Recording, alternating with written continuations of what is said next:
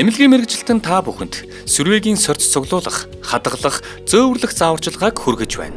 Уушгины сүрвэгийн болзошгүй тохиолдолд цэрний сорьц цуглуулах эсвэл бронхын угаадас, ходоодны угаадас, хүүхдэд өтөгний сорьц зэргийг авч шинжлүүлэх боломжтой. Цэр цуглуулах дараалал. 1. Амыг усаар зайлуулж хиймэл шүдтэй бол авна. 2. 2-3 удаа гүнзгий амьсгаа авч гаргуулна.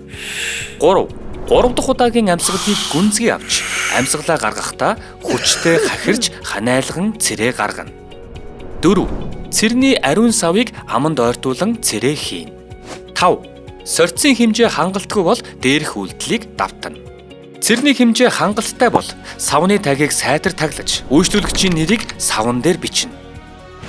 Анхаарах зүйлс: цээжний гүнээс ханиалгаж цэрийг гаргах ба хамар залгуурын салт оруулахгүй байна. Сорьцын чанараас шинжилгээний үр дүн шууд хамаарах тул цэрийг зөв цуглуулах нь чухал юм.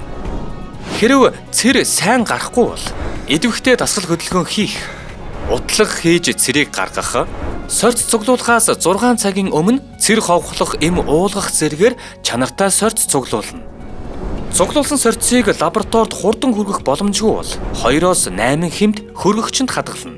Сорьцыг хөлдөөхгүй. 3 давхар савлгааг ашиглаж сорьцыг зөөнө.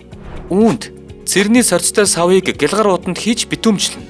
Дараа нь тусгай тэмдэглэгээ бүхий сорьц зөөх зориултын савнд битүүмжилсэн сорьцыг хазаалгахгүйгээр жирэглэж хийнэ.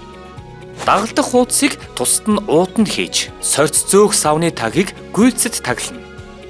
Сорьц зөөх савны гадна талд хүлээж авах лабораторийн хаяг, холбоо барих хүний нэр утсыг тодорхой бичсэн байна. Сорьцыг зааврын дагуу зөв авах нь шинжилгээний хариу үнэн зөв гарахад чухал нөлөөтэй. Сүрье эдгэрдэг өвчин. Улс орныхоо манлайлал, иргэдийн хүчтэй оролцоотойгоор бид сүрьег устгаж чадна.